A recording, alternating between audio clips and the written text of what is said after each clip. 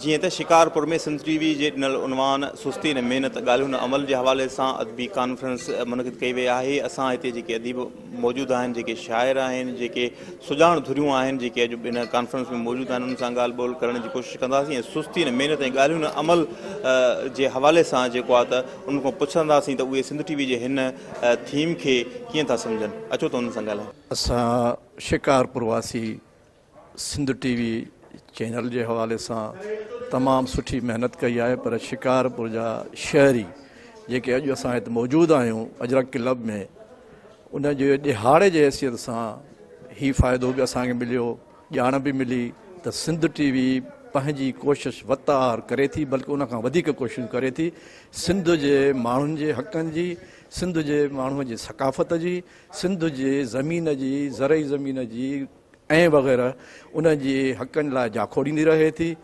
ऐं सिंध टीवी हमेशह अॻु जीअं ॾिहाड़ो सकाफ़त जो मल्हाइजे थो, उन नाते सां असां तमामु ख़ुशि आहियूं।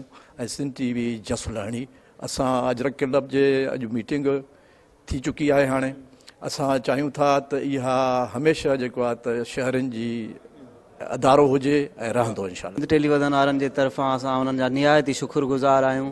सिंध टेलीविज़न वारनि ही असांखे जेको प्रोग्राम ॾिनो आहे उहो सॼी शिकारपुर वासियुनि जे लाइ हिकिड़ो ईअं सम्झो तोहफ़े जे मिसाल हुयो। अॼु असां सिंध टेलीविज़न जी मार्फत मां घणो कुझु हासिलु कयोसीं, जंहिंमें असांजा जेके वॾड़ा आहिनि अदीब दानिश्वर, उन्हनि मां असांखे सिखण जे लाइ घणो कुझु मिलियो ऐं असांखे उमेदु आहे ऐं असां उन ॾींहं जो इंतज़ारु था कयूं जेको सिंध टेलीविज़न जे तरफ़ां 3 डिसंबर ते सिंधी अजरक जो जेको ॾिहाड़ो मल्हायो वेंदो। असां सभिनी खे इहा ई पैगाम था ॾियूं त अचो सभु सिंधी वासियो, अचो हिन प्रोग्राम में वधि खां वधि शिरकत कयो। असांजा जेके बि नंढड़ा आहिनि, वॾड़ा आहिनि, नौजवान बुज़ुर्ग, उहे हिन ॾिहाड़े में वधि खां वधि शिरकत करे सॼी दुनिया खे इहो सबूत ॾियो त असीं सिंधी जाॻियल आहियूं, सुतल कोन आहियूं। जो जे हिकिड़ो दीदवर पैदा त छा थियो, असांखे ॾाहनि हज़ारनि जी ज़रूरत आहे। चढ़ी विया चंड ॾे काफ़र, लड़ी विया हूर ॾे मोमिन, हिते हूंदी सभिनी खे हुस्न वारनि जी ज़रूरत आहे। तंहिं करे असां जेको हिन धरतीअ हिकिड़ो लतीफ़ पैदा कयो आहे, हिकिड़ो सचल पैदा कयो आहे, हिकिड़ो सामी ऐं शेख अयास पैदा कयो आहे, त नास था कयूं पिया, पर असांखे हज़ारनि ॾाहनि जी ज़रूरत आहे। ऐं उहो तॾहिं थी सघे थो जो असां सुस्ती छॾियूं, अमली कमु कयूं ऐं उहो कमु करे ॾेखारियूं। जॾहिं कमु करे ॾेखारींदासूं त हिन धरतीअ ते तमामु घणा जोधा आहिनि जेके हिन धरतीअ जी सींध संवारे सघनि था पिया। ऐं हीउ जेको असांजो कल्चर डे आहे या जेको टोपी ऐं अजरक आहे, इहो इल्म सां ई संवरंदो, बग़ैर इल्म जे न संवरंदो। पूरी दुनिया असांखे इल्म सां सुञाणींदी, अकुल सां सुञाणींदी, शऊर सां सुञाणींदी।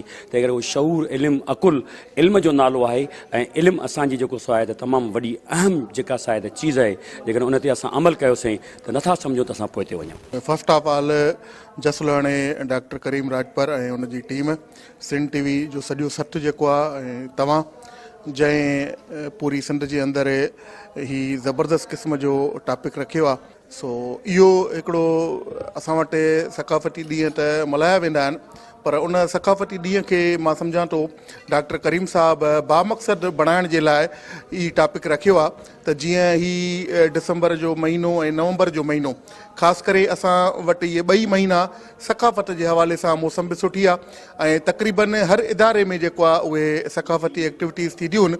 ऐं स्कूलनि खां वठी वेंदे कॉलेजनि ताईं, मुख़्तलिफ़ ऑफिसुनि में, मुख़्तलिफ़ इंस्टीट्यूट्स में। सो उन जे हवाले सां हीउ जेको टॉपिक आहे, इन में हिकिड़ो मैसेज कन्वे थिए थो पियो त तव्हां जंहिं मक़सद सां लाॻापियल आहियो उन सां कमिटमेंट कयो। जेको आहे तव्हां जंहिं सकाफ़त जो नालो खणो था, उन सकाफ़त सां तव्हांजी कमिटमेंट हुजे, उन सां तव्हांजो प्यार हुजे। ऐं न सिर्फ़ु सकाफ़त बल्कि ही तव्हांजी धरती आहे, ही तव्हांजो जेको आहे विरसो आहे, तव्हांजा इदारा आहिनि, उन इदारनि सां तव्हां ॻाल्हियुनि जे हद ताईं न, पर अमली तौर ते तव्हां उन सां कमिटेड थियो। सो मां सम्झां थो त हीउ हिकिड़ो नओं पैगाम आहे ऐं सिंधी क़ौम खे इहो पैगाम जेको आहे वधि खां वधि जेको आहे उहो हर माण्हू ताईं पहुचाइणु खपे।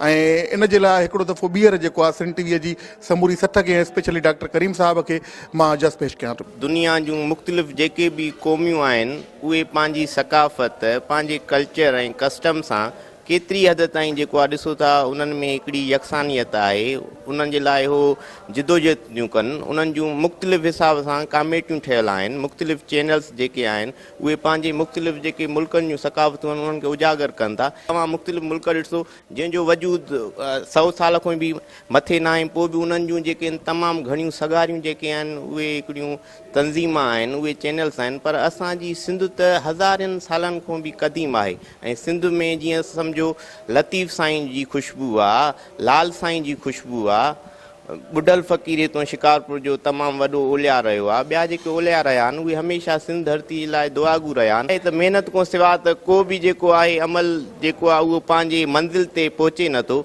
ऐं जसो जे तव्हां सिंध धरती वारनि खे ऐं असां जूं नेक ख़्वाहिशूं ऐं दुआऊं गॾु आहिनि जो तव्हां पंहिंजी अमड़ माउ जे लाइ जुस्तजू कयो था, तव्हांखे जसो जे ऐं हीअ वक़्त जी ज़रूरत आहे। हीउ जेको नारो ॾिनो वियो आहे तमामु अहम आहे ऐं इन मां असांखे इहो मैसेज मिले थो त असीं हाणे जागूं ऐं सुजागी वारी उन में अचूं, छाकाणि त सुस्तीअ सां का बि शइ हासिलु न थींदी आहे। इम्तियाज़ हुसैनी जो शहर आहे, सुस्तीअ मां छाड़ हासिलु, क़दम वधाए अॻिते हल, पहाड़ बि पुरज़ा थी पवंदा, ॿाहुनि में जे आहे बल। सो महिनत कंदासीं त असांखे पंहिंजा मक़सद मिलंदा। असीं हिन सिंध धरतीअ जा रहवासी आहियूं ऐं असांखे पंहिंजी धरतीअ सां प्यारु, पंहिंजी सकाफ़त सां प्यारु आहे। सिंध टीवीअ वारा ही जेको ॾियारो मल्हाइनि पिया सकाफ़त जो, ऐं असां उहो भरपूर नमूने सां हर साल ईद जीअं मल्हाईंदा आहियूं ऐं मल्हाईंदासीं। सिंध टीवी नेटवर्क जे सकाफ़ती सर ते शिकारपुर जे अजरक क्लब में अॼु अदबी कॉन्फ्रेंस मुनक़िद कई वई, जिते अदीबनि, शाइरनि ऐं दानिशवरनि शिरकत कई, जंहिंजो इहो चवणु हो त सिंध टीवी नेटवर्क पारां जेको सुस्ती न महिनत ऐं ॻाल्हियूं न अमल जो उनवान ॾिनो वियो आहे उहो सिंधी क़ौम खे जाॻाइण जे लाइ हिकु तमामु बहितरीनु अमल आहे। कैमरामैन रफ़ीक अहमद सूमरो सां गॾु सारंग बपड़, सिंध टीवी न्यूज़, शिकारपुर।